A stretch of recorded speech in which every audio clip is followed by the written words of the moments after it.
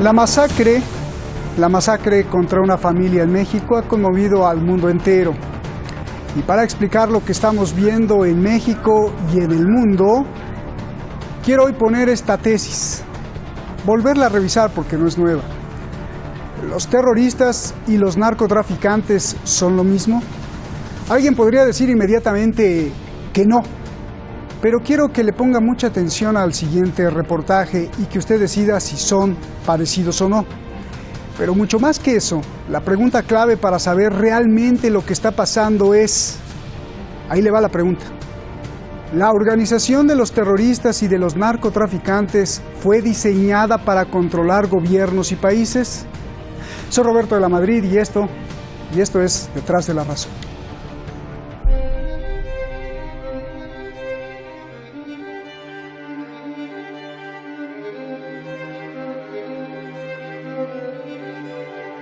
Control de territorio. Grupos terroristas como Daesh, el llamado Estado Islámico, Al-Qaeda, tomaron control de zonas en Irak y Siria. Ahí quien mandaba no eran los gobiernos, sino ellos. De igual forma, los narcos, los cárteles, gobiernan de facto en varias zonas del país. Sinaloa, Michoacán, Tamaulipas. Cobro de impuestos. Los terroristas comenzaron a cobrarle impuestos a la población por el comercio, por la energía eléctrica, incluso Internet, un derecho de piso para existir. En México ocurre lo mismo. Los narcotraficantes cobran impuestos a la población, a los comerciantes, el derecho de piso. Impartición de justicia. Robo de recursos naturales. Fosas comunes. Los terroristas han dejado numerosas fosas comunes. La ONU documenta al menos 200 con miles de cadáveres. En México los narcotraficantes hacen lo mismo. Incluso la cifra documentada de fosas clandestinas superó a la de los terroristas en Oriente Medio, con 369 fosas. Uso de redes e Internet. Los terroristas usan YouTube, Twitter y Facebook. Las han usado para amenazar a Occidente, difundir ejecuciones de prisioneros, provocar miedo y reclutar miembros, usando también música. En México, de igual forma, la guerra entre los narcos y contra las autoridades llenan de contenido las redes, sus mensajes, amenazas y ejecuciones para provocar miedo, y también usan música o pagan por sus canciones. Forma de asesinar. Terroristas hacen ejecuciones, cortan cabezas, incineran, prenden fuego inmuebles, disparan a quemarropa, sin piedad ultiman a sus rivales. Los narcos hacen lo mismo. Guerra contra el periodismo. Los terroristas odian a los periodistas. Decenas han desaparecido en Siria e Irak. En México, los periodistas que se atreven a revelar cosas del narco y el crimen igualmente son desaparecidos. Reclutamiento. Quien organiza a los terroristas y a los narcos aprovecha el resentimiento social, la pobreza, el desempleo, el perfil criminal y el extremismo ideológico, sea religioso o sin religión. Objetivo: controlar el poder, el comercio, crear caos, controlar droga, tráfico humano, dividir países o detener al rival, así sea un país entero. He said, you know what? Sounds like a pretty good idea. Let's deal with the ISI and the Pakistani military and let's go recruit these mujahideen and that's great. Let's get some to come from Saudi Arabia and other places, importing their Wahhabi brand of Islam so that we can go beat the Soviet Union. And guess what? They retreated, they lost billions of dollars, and it led to the collapse of the Soviet Union. En los años 80, la CIA comenzó a tratar con los narcotraficantes. Obtuvimos estos documentos del Archivo de Seguridad de Estados Unidos. Muestran cómo el gobierno, a través de Oliver North, miembro del Consejo de Seguridad Nacional, tenía conocimiento de la colaboración con los narcotraficantes. Después vino el escándalo donde se involucró a la CIA de usar a los narcotraficantes para llevar incluso armas a Irán y financiar a los contras para derrocar al gobierno de Nicaragua. Como premio, Oliver North fue presidente de la Asociación de Rifle. Y más aún, en 2013, 2 exagentes de la DEA y un contratista de la CIA revelaron algo macabro: que el supernarcotraficante Rafael Caro Quintero no era el asesino del agente de la DEA, sino que fue la propia CIA quien lo mató. Una agencia de Estados Unidos contra otra agencia de Estados Unidos. El agente de la DEA sabía cómo la CIA movía los hilos en toda la droga de toda América. Gracias a Shadi Alizadeh y a Keivan Moseinín, a la plataforma Nación 321 y a todo el equipo de Detrás de la Razón por esta investigación, y gracias a usted siempre, no me cansaré. Hoy tengo el gran honor de presentar a un periodista que admiro mucho y su lucha que ha hecho en Estados Unidos por defender la transparencia. Rubén Luengas, muchas gracias por estar aquí, está allá en México, y vamos a tener también, y ya lo estamos contactando, al doctor antropólogo, gran investigador y gran escritor Edgar Morín. Gracias a los dos por estar aquí, buenas noches. Antes de ir a la pregunta clave que hice al principio, Rubén, te pregunto algo también demasiado importante, ahí te va la pregunta, y un abrazo antes que nada. ¿Es posible que Estados Unidos tenga la intención de invadir militarmente poco a poco a México buscando pretextos? Bueno, mira, primero me gustaría, para contestar tu pregunta, recordarle a tu audiencia que en 1846, cuando el presidente de los Estados Unidos era James Polk, demócrata, desde su campaña, desde su acto de campaña y de convención demócrata en la ciudad de Baltimore, él ya tenía planteado bajo el concepto de el destino manifiesto, que es supuestamente que la divinidad, Dios le otorga un destino a los Estados Unidos para democratizar al resto de los países, etc. El presidente Polk buscó una excusa para invadir México. La excusa fue una escaramuza cuando él ya quería, evidentemente, quitarle Texas a México. Entonces, hubo una escaramuza al grado de que el entonces congresista Abraham Lincoln le dijo: señor Polk, ¿dónde demonios existe una prueba de sangre estadounidense derramada por los mexicanos? Entonces, con esa excusa, invadieron México, y la historia que ya todo el mundo sabe, la pérdida de gran parte del territorio mexicano. Entonces, era sangre derramada estadounidense.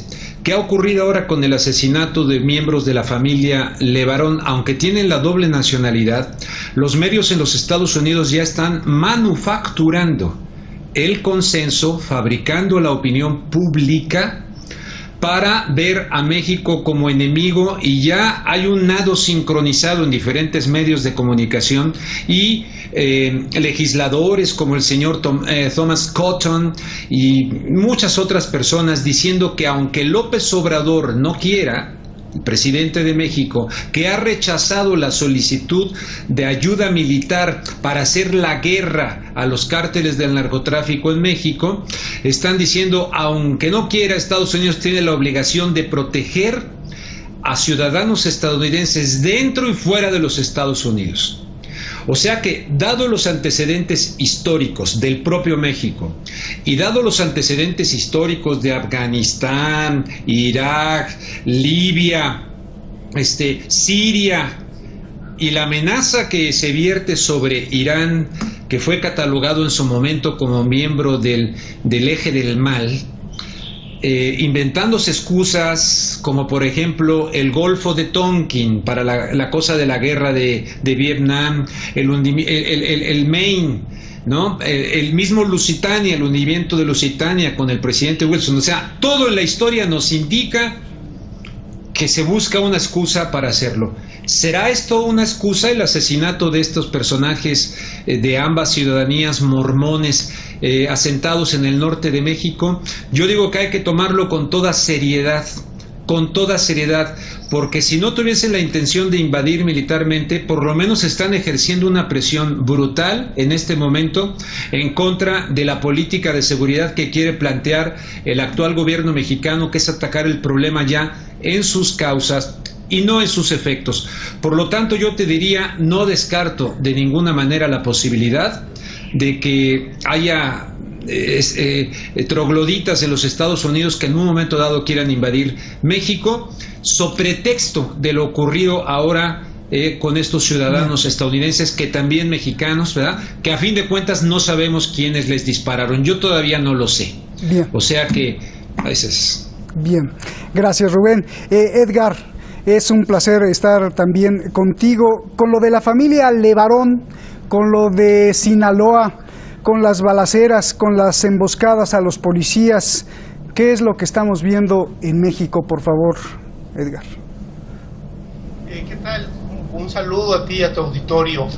Pues bueno, vemos un escenario cada vez más complejo, un escenario donde hay vacíos de información institucional, y al haber estos vacíos de información institucional se corre justamente el riesgo de que se propaguen rumores. Entonces hay un componente importante en todo esto que tiene que ver con los rumores. ¿Por qué decirlo? Porque si bien los rumores no necesariamente son verdad, lo que también la historia nos muestra es que a través del rumor se pueden difundir una serie de mensajes que en realidad tienen que ver más con propaganda. Entonces creo que ese es un componente importante de todo esto, que sirve para contextualizar parte de los hechos que están sucediendo en esta relación bilateral. Y creo que algo que es también útil señalar es que más que una intervención militar directa, que son bastante costosas, en dado caso se estaría optando por una intervención que es este término ahora más conocido de golpe blando o golpe suave, donde la propaganda y otras herramientas de desinformación son bastante útiles. Entonces creo que hay un escenario donde se complica la seguridad para el nuevo gobierno, donde la violencia vuelve a ser un componente muy importante, aunado, digamos, a este vacío de comunicación institucional eficaz que provoca rumores, ¿no? Y los rumores se prestan, digamos, mucho a hacer este tipo de actos de propaganda vinculados a intervenciones o golpes blandos. Entonces creo que ese sería como un elemento importante a tomar en cuenta, además, bueno, de lo que señala tu invitado también, por supuesto. Rubén, quiero ir a lo más profundo, y la pregunta es para los dos. Primero contigo, Rubén, quiero ir a lo más profundo, porque esto de la familia Levarón, bueno, pues es uno de los muchos hechos que vemos en las noticias de violencia. Algunos periodistas me dijeron: estás loco, ¿cómo crees que los terroristas son igual, similares o lo mismo que los narcotraficantes? Vistos los datos que pusimos en el reportaje y que la forma de operar, controlar y hasta asesinar coincide, pero sobre todo que la CIA ha estado tanto detrás de la fundación y coordinación de grupos terroristas como de narcotraficantes, y ahí pusimos documentos y declaraciones, te quiero preguntar, Rubén, ¿es válida la hipótesis de que el narco como organización, igual que los terroristas, definitivamente es una organización que se promovió para controlar gobiernos y países? O sea, los grupos terroristas y los grupos criminales pueden ser utilizados para cometer actos de terrorismo, sin duda. Pueden ser perfectamente manipulados y pueden ser usados pues por poderes fácticos para cometer actos de terrorismo, infundir caos, infundir miedo, infundir inseguridad, un poco como lo plantea también Naomi Klein en su libro La doctrina del shock, para tener en shock a la población, a la gente, y con fines políticos. Evidentemente que sí pueden ser utilizados, aunque déjame nada más de decir que estoy de acuerdo con Edgar Marín en que Morín, perdón, discúlpame, en que para mí está ya en marcha, me queda clarísimo el golpe blando o el golpe suave, que está efectivamente basado en la presión, utilizando la propaganda. Pero te decía que no descarto lo otro, aunque ciertamente lo veo como la última opción. Pero sí, definitivamente, y lo que dicen ustedes ahí en la introducción es absolutamente correcto. El señor Oliver North, el escándalo de Irán-Contras, y hay muchos otros libros como el del señor McCoy que demuestra que la CIA ha estado metida no solamente en el caso de Irán-Contras y de Oliver North, sino que ha estado metida en Afganistán, en Centroamérica, en diferentes partes, en el narcotráfico. No en la lucha en contra del narcotráfico. Y el señor Gary Webb, un periodista del San José Mercury News, que escribió un libro que se llama Dark Alliance, Alianza Oscura, Alianza Negra, él describió perfectamente eso, cómo empezaron a drogar en las zonas pobres de Los Ángeles, vender droga para financiar a los contras de Nicaragua. Y curiosamente, Gary Webb, fíjate que lo suicidaron, digo yo, pero resultó suicidado en su hotel después de que le hicieron una presión de nado sincronizado los medios de comunicación a Gary Webb, y él descubrió todo esto. Pero sin duda el terrorismo se puede utilizar, los cárteles de la droga, incluso como caballo de Troya y como presión para intervenir, como ha ocurrido en Colombia con el Plan Colombia, y de alguna manera como han intentado hacer en el plan o la iniciativa Mérida aquí en México. Es que es muy significante la declaración de la propia Hillary Clinton que pusimos ahí, de cómo utilizan a todos los extremistas y a todos los mujahedines y a los talibanes para armarlos, entrenarlos y darle en la torre a la Unión Soviética, y cómo ella se jacta de que por eso cae la Unión Soviética. Y después también ver cómo estas operaciones de la CIA utilizan a cárteles mexicanos para obtener recursos, para enviar armas a Irán, y luego además para financiar a los contras y derrocar al gobierno de Nicaragua. Es verdaderamente tremendo, y de esto debes de saber tú más, Edgar, por Camarena, cómo lo mataron, un agente de la DEA.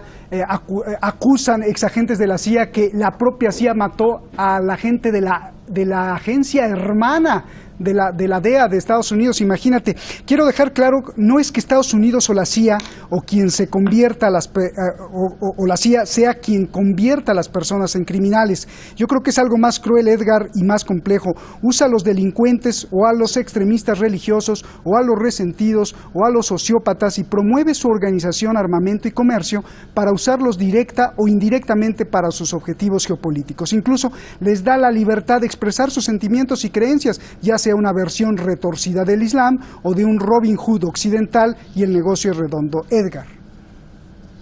Pues sí, hay un componente importante, varios componentes importantes en lo que mencionas. Los servicios o los aparatos de inteligencia, no solo el estadounidense, en general en muchos otros países, han recurrido a esto que se llamarían las zonas grises. Es decir, estos espacios, situaciones donde converge lo lícito con lo ilícito, lo legal con lo criminal, y obviamente pues el tráfico de drogas entra en estas zonas grises del poder. Entonces, digamos que no habría un monopolio exclusivo de la agencia norteamericana, otras lo han utilizado, pero es interesante al mismo tiempo porque en el caso que ustedes refieren en el reportaje de Irán Contras y todo este proceso que se libró en Centroamérica y del que hoy todavía se viven gravísimas consecuencias en términos de el estado prácticamente de guerra en el que se encuentran varios de esos países, lo que encontramos, por ejemplo, es que fue tal la presión que ejerció esta agencia de inteligencia contra esta que le llama su hermana, la DEA, que fue obligada esta última a cerrar sus oficinas durante el tiempo del Irán Contra. Ya una vez que pasó la razón de Estado y la seguridad nacional, que es un elemento muy importante, que es el campo donde juegan las agencias de inteligencia, pues entonces volvieron a reabrir la oficina, digamos, ahí en Centroamérica, y volvieron entonces a descubrir grandes cargamentos de drogas y toda la narrativa que ya sabemos. También habría que pensar que esto que popularmente se llama la comunidad de inteligencia, donde forma parte la CIA y la DEA también, entre otras agencias, pues también entran seguramente en competencias, deslealtades, conflictos, y esto pues obviamente enturbia más el panorama. El caso que refieres, que es muy conocido, tiene que ver justamente con el asesinato de un agente de la agencia antinarcóticos en 1984. Y ahí obviamente hay algunos, más que documentos, porque además son cuestiones, las operaciones clandestinas que no dejan ese tipo de evidencia, pero lo que se encuentra en los testimonios de un exagente de la DEA que investiga el caso es precisamente una posible intervención de la agencia de inteligencia. Entonces, también a veces compiten entre ellas por la información, no necesariamente la comparten, pero lo que sí es un hecho, digamos, es que no las agencias como entes homogéneos, sino al interior, corrientes, grupos de interés, pues obviamente tratan de incidir en sus políticas.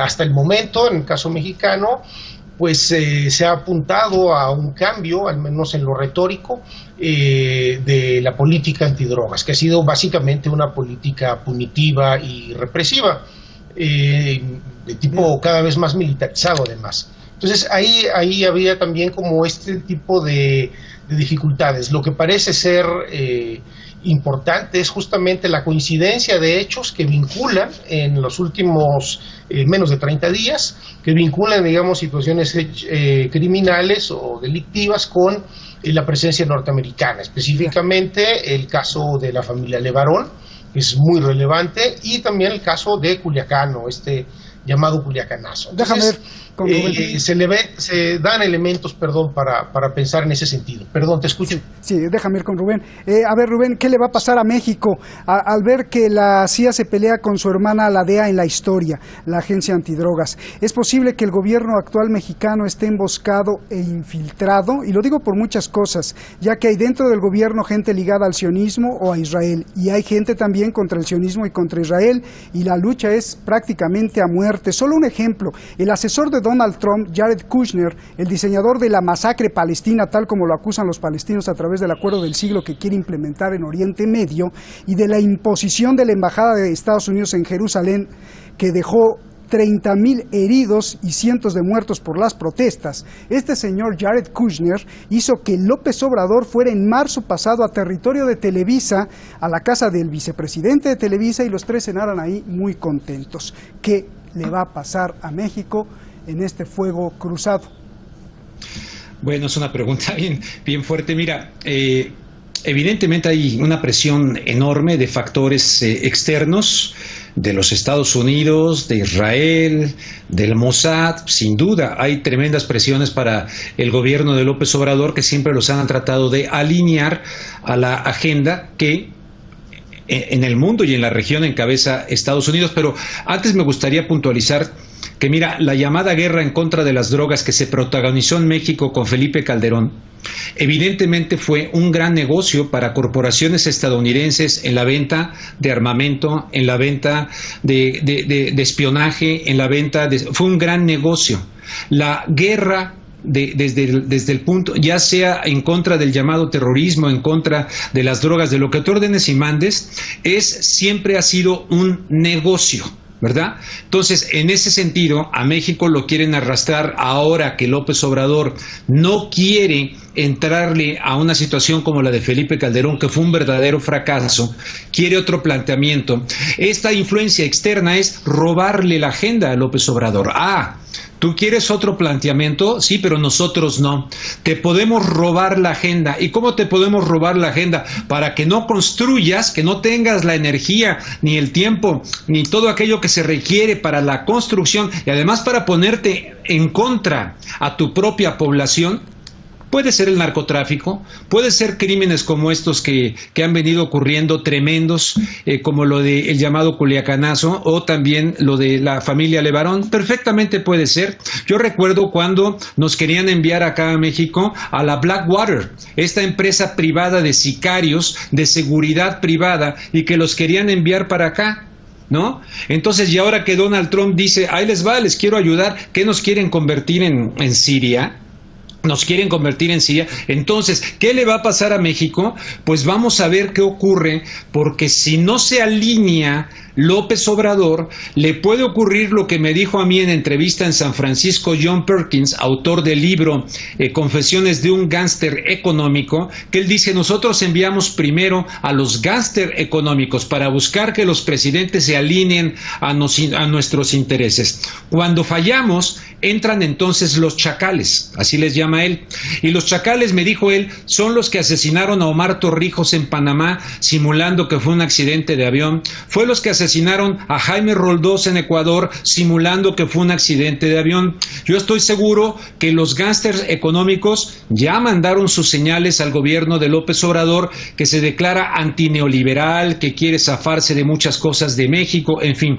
Entonces, ¿qué le va a pasar a México? Es una verdaderamente encrucijada, porque antes tuvimos presidentes entreguistas, entregaron el petróleo, entregaron todo, a través también de instrumentos como el Tratado de Libre Comercio, que si bien es cierto, ha facilitado las exportaciones de sectores, sobre todo en el norte de México, ha desmantelado el campo mexicano y convirtió en maquiladoras a muchos trabajadores, casi como esclavos. Entonces, es una situación muy delicada, muy grave. Vamos a ver, ahora no olvidemos que Trump está de cara a las elecciones, toda esta retórica también es de cara a buscar aquellos discursos donde él decía los mexicanos son violadores, son secuestradores, son malos, y ahorita le están llenando la cabeza, bombardeando la cabeza al electorado norteamericano, una vez más utilizando a México para una elección estadounidense. No sé si me explico. Me encanta cuando dices tu frase, Rubén, el campo de batalla es la mente, y para esto debe saber mucho también Edgar Morín, porque él es justamente antropólogo. Rubén,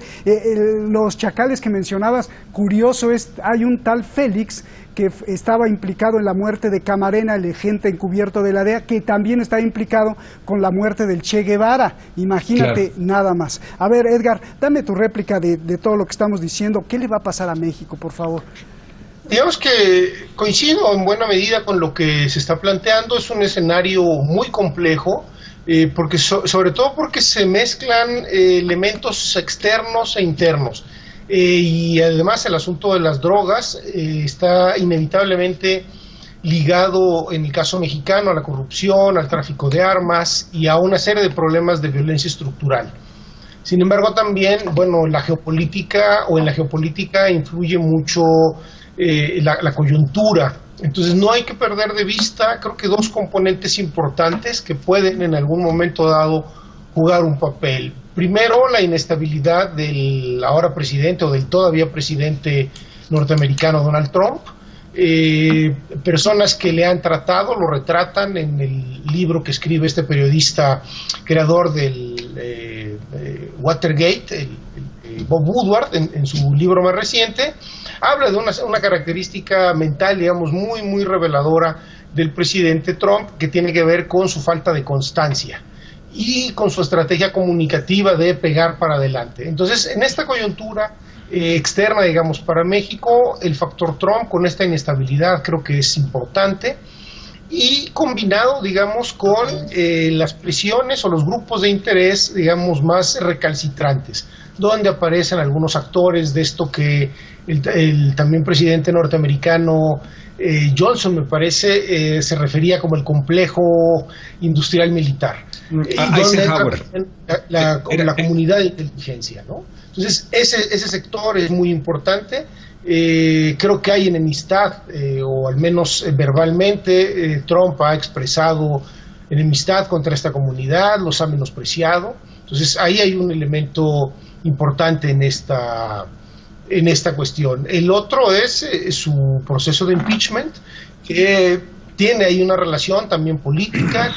Entonces, en esa coyuntura habría que analizar todas estas variables de lo que pasa en Estados Unidos, y creo que también algo importante es que el gobierno mexicano tendrá que hacer, si no alianzas públicas por razones obvias, no puede haber una injerencia diplomática, pero sí tiene que hacer vínculos con estas asociaciones que están peleando contra la libre venta de armas. Entre el 70 y el 80% de las armas que se utilizan en México en este asunto de la violencia y de la guerra contra las drogas provienen de Estados Unidos. Entonces hay un problema importante, no va a cambiar esa política, porque tiene que ver además con la propia dinámica interna de nuestro vecino, ¿no? Es decir, las armas están en su segunda enmienda, entonces es un problema mucho más complejo. Pero ahí creo que habría que hacer una alianza importante.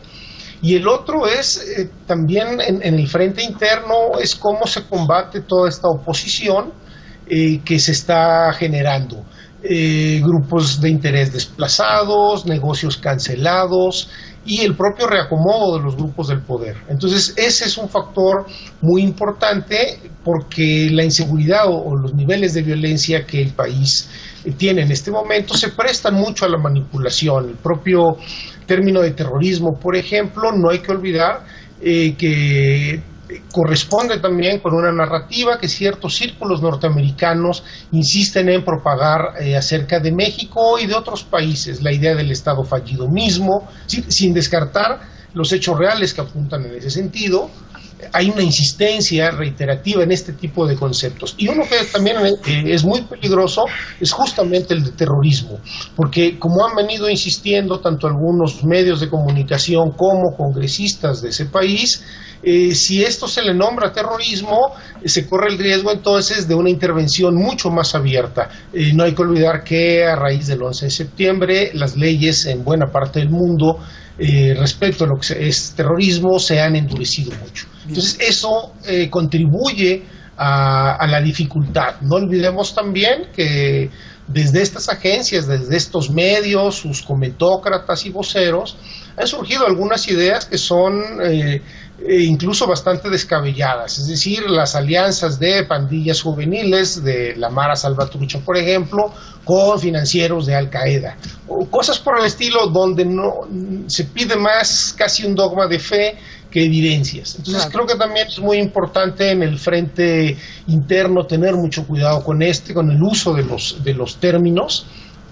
No porque los hechos no aterren a la población civil, eso es evidente también, sino tener mucho cuidado por el uso político. Pero no será al revés, Edgar, sino que la política ha manoseado la gramática, que en realidad, y es como lo que estoy proponiendo aquí, los terroristas y los narcos son lo mismo, solo que con la política le ponen la asignación de terrorista para la intervención militar extranjera y le ponen narcotraficante para el crimen local, pero prácticamente como lo estamos proponiendo, la organización que está detrás es una organización verdaderamente de inteligencia, de terrorismo, de subversión, para tener en control no a México, sino a todo el mundo.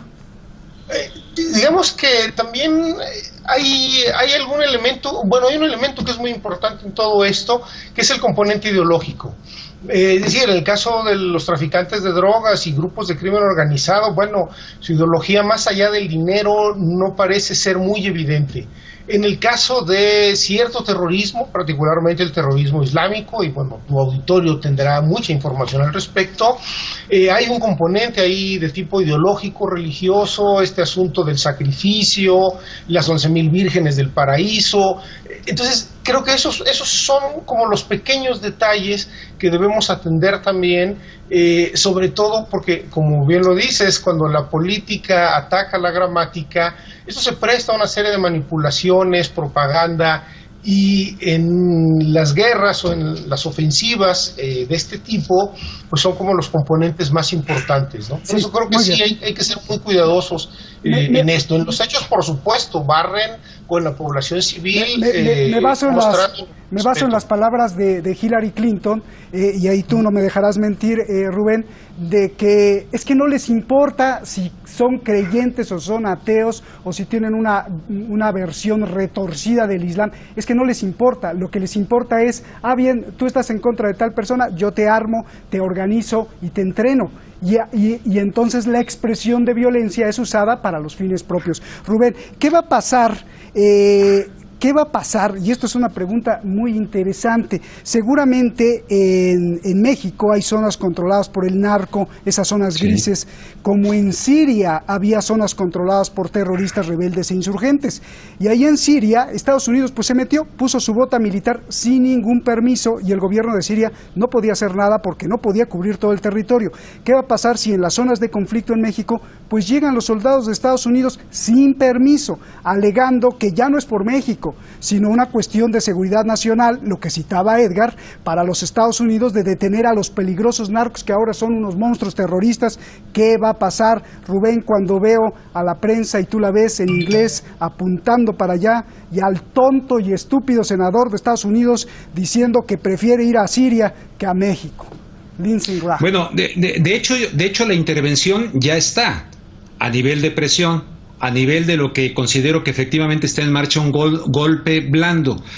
Si ponemos en contexto también a 3 exgenerales que en menos de 2 semanas aquí en México, ex generales, pero ante militares en diferentes medios, uno en entrevista con la revista Proceso, que se llama Sergio Aponte, otro el general Gaitán, con la presencia del secretario de la Defensa, otro a través de su cuenta de Facebook, que están criticando abiertamente están hablando como si fueran de los Estados Unidos, como llegan las voces de allá. Entonces, cuando me dices qué va a pasar, primero está esta presión tremenda, tanto interna como externa, de una nueva derecha que en México ya no se ve necesariamente representada por el PAN, y que la están canalizando para tratar, como lo dijo el señor Vicente Fox, de darle en la madre a la Cuarta Transformación.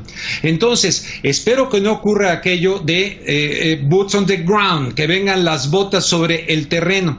Pero la clave del asunto, de lo que también decían ahorita ustedes, es que la ideología y la política, sí, los narcotraficantes tal vez no tengan su ideología como tal, pero como dije al principio, la política y la ideología los pueden utilizar para generar actos de terrorismo y para generar actos convenientes para los poderes fácticos. ¿Qué va a ocurrir si llegan y se meten ahí?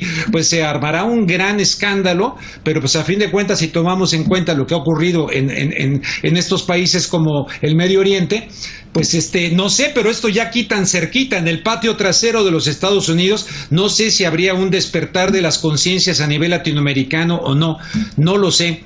Pero sería evidentemente gravísimo. Nada más quiero anotar algo, y dicho sea de paso, fue el presidente Eisenhower el que habló en su último discurso antes de pasar la estafeta a Kennedy del complejo militar industrial, pero hay un libro maravilloso que se llama The Next War, la siguiente guerra.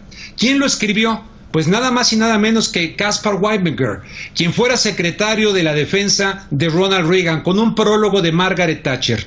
Si ustedes buscan este libro, una ojeadita por ahí en internet, hay un capítulo dedicado a México, la siguiente guerra. Fíjate, fue escrito creo que en 1989, por ahí.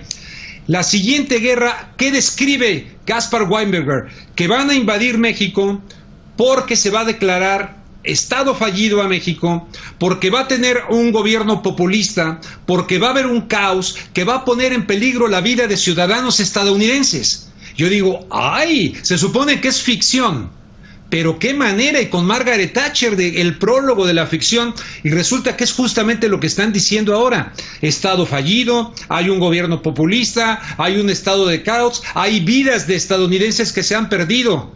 Pues yo diría, ojo, mucha atención con el tema. Bien, Edgar, te veo ahí con muchas cosas, por favor, adelante. Es un asunto, insisto, bastante complejo. Creo que lo que es muy importante en este momento pues es tratar de generar o de encontrar la mayor cantidad de pistas posibles, de documentación, que vaya, digamos, ayudando a contextualizar y a entender la complejidad del fenómeno. Este tipo de intervenciones no son nuevas, y creo que es interesante traer a cuento estas memorias. Cuando escuchaba a Rubén hablar, también recordaba a este otro trabajo de Bob Woodward sobre el Irán-Contras, donde justamente los asesores de William Casey, el director de la agencia en tiempos de Reagan, hablaban de cómo construir justamente un escenario catastrófico. Los escenarios catastróficos reales o ficticios o imaginarios son bastante útiles justamente para echar a andar cuestiones como el pánico moral. Pensemos, por ejemplo, en el drama de los migrantes, específicamente los migrantes centroamericanos. Hay más de 5,000 niños que han sido enjaulados en este proceso, digamos, de detener migrantes. ¿A través de qué? De un pánico moral que también se aplica, digamos, a otro tipo de migrantes, o se aplica también a los traficantes de drogas. Entonces, creo que es muy importante el análisis muy cuidadoso justamente de este tipo de mecanismos, porque habría que sumarle, por ejemplo, que la tecnología te ha producido cosas como ahora tan en boga como las fake news o noticias falsas, que en realidad no son nada nuevas. La manipulación es bastante antigua. Lo que es muy relevante es que ahora en ese espacio de lo virtual se está superponiendo de alguna manera lo ficticio, la mentira y la realidad.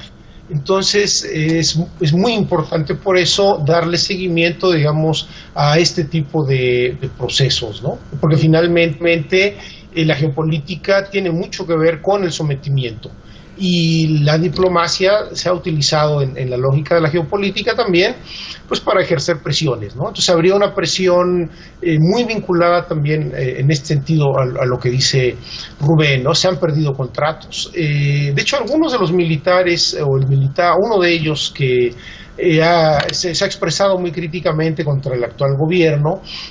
Cabe recordar pues que también no están exentos de problemas de redes de conflicto de interés. En este caso, una hija, junto con el hijo de otro general que fue el primer militar que fue procurador de la República, sus hijos trabajaron en la Embajada de México en Washington justo en el momento en que Eduardo Medina Mora, el ahora defenestrado ministro de la Suprema Corte, era el embajador. Entonces nos muestra que además de estos problemas externos, internamente hay una serie de ajustes y de redes de interés y de grupos de interés que están, digamos, operando. Entonces estas combinaciones son peligrosas no solo en México, sino en cualquier parte del mundo, por supuesto. Justo de eso ¿Me dejas decir algo, Roberto? Muy interesante lo que dice Edgar, muy interesante. Fíjate que uno se llama David Alejandro Macedo Santos, era agregado de la Procuraduría General de la República en Washington, hijo del general Macedo de la Concha, íntimo amigo de Carlos Demetrio Gaitán Ochoa, este general que estuvo y su hija Marta Gaitán, junto con el hijo de Macedo, justamente son los dos personajes que estuvieron trabajando efectivamente cuando Eduardo Medina Mora era, ¿verdad?, el embajador. Muy interesante que aportes ese dato, pero ahí están los nombres de estos dos.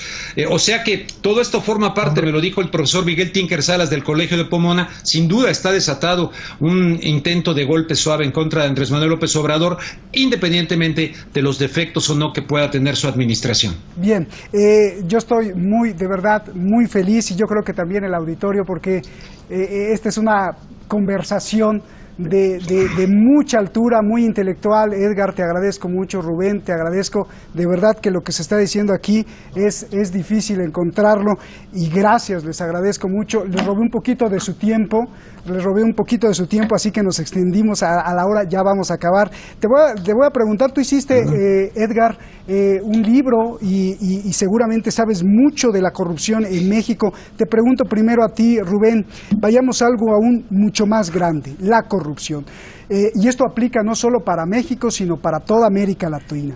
Por muy capaz que sea un presidente, Rubén, si un porcentaje del gobierno es corrupto, pues la lucha contra el crimen será en vano.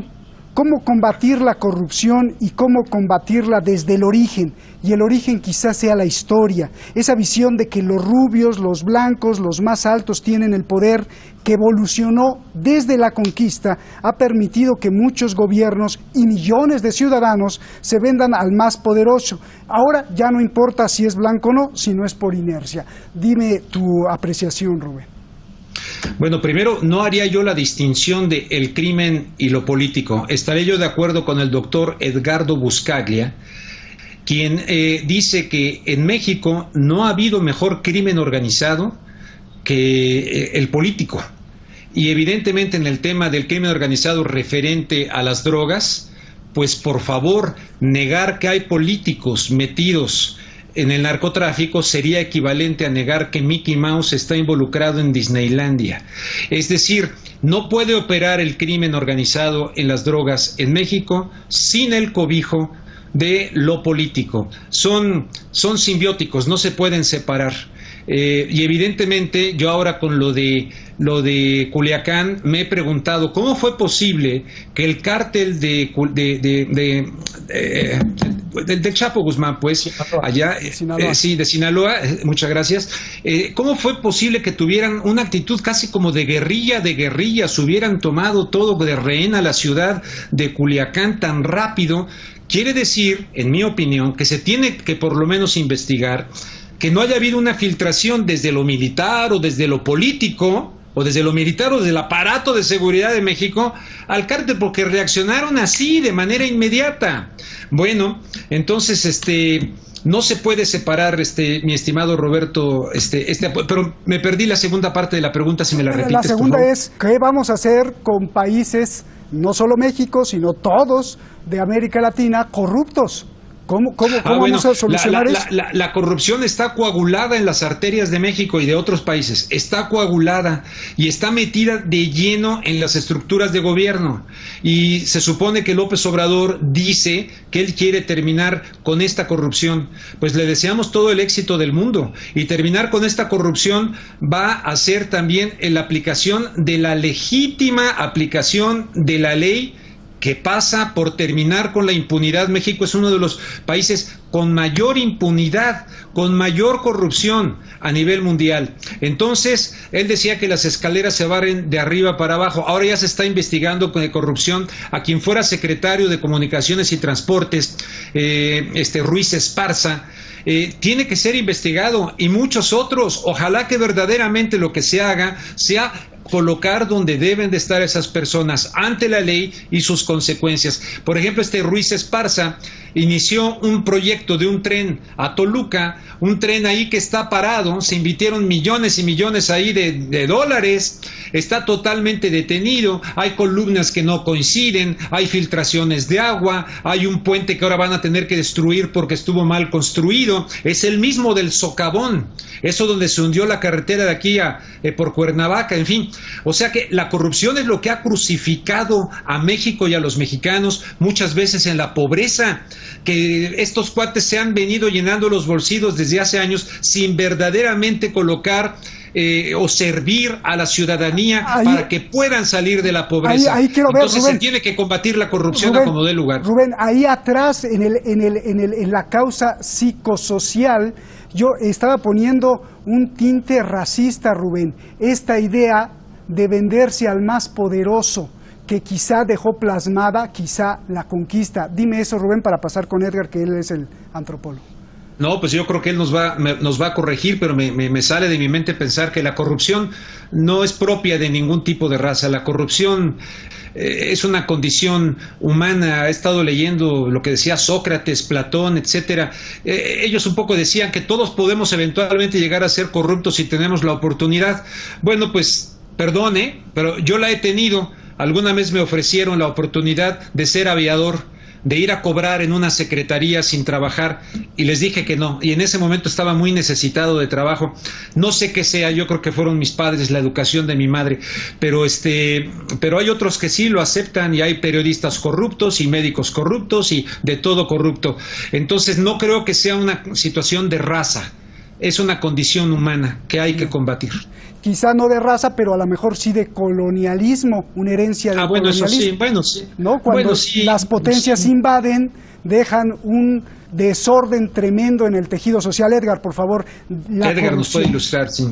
Sí, pues digamos que no hay un componente cultural, no hay un componente racial. Creo que el asunto de la corrupción sobre todo se desarrolla, además de estas bases filosóficas que para Occidente se remontan a los griegos. Esta corrupción tiene mucho que ver su desarrollo con la expansión del modelo capitalista, no solo explicado en términos económicos, sino en términos de los efectos que esto está produciendo. Es decir, si nosotros revisamos, vamos a encontrar casos de corrupción en todo el mundo. ¿Dónde podemos encontrarlos con mucha claridad? Revisemos el caso de los papeles de Panamá. Entonces, en los papeles de Panamá lo que encontramos es que países, si nos sirve de algo ahora, de todo el espectro ideológico, decirlo así, estaban involucrados con cuentas en paraísos fiscales. Entonces hay un problema importante que es global, que tiene que ver con la corrupción, que no respeta, digamos, ningún elemento ideológico, es decir, de izquierda, de derecha, del centro, de cualquier lado, aparecían en estos papeles. La corrupción, en ese sentido, pues también se combate siguiendo pues esta premisa muy antigua de pues hay que seguir la ruta del dinero. En el caso mexicano, en este momento, la Unidad de Inteligencia Financiera está dando ahí algunos golpes en este sentido. Es importante porque seguir la ruta de este dinero permite varias cosas. Entre otras razones, no ha tenido toda la eficacia que se necesita, bueno, pues porque tienes por un lado un poder judicial con graves problemas de corrupción y por el otro lado tienes una ahora fiscalía, que antes fue la Procuraduría de la República, que también tiene gravísimos problemas estructurales. Pero, digamos, en principio un elemento muy importante tiene que ver justamente con perseguir la ruta del dinero. Y esto se hace en muchos países, básicamente con unidades de investigación, digamos, de distintas instituciones, de tal manera que se les puede perseguir por la vía penal, pero también por la vía fiscal y otra serie de mecanismos y de leyes que permitiría desmantelar que la red completa. Pero ¿con mano dura o con educación? ¿Con mano dura o con educación? Digamos que es una mezcla de muchas cosas. No puede haber, digamos, o sea, el combate financiero, digamos, esto de la mano dura es como muy complicado, sobre todo porque es más una herramienta retórica para decir que se vende seguridad, aunque esto no se pueda garantizar. Pero, ¿por qué lo de la mano dura? Más bien tiene que ver con un trabajo policial serio, de inteligencia, lo que no se vio, digamos, en el caso de Culiacán. Eso es lo que se tendría que hacer policialmente. ¿Por qué?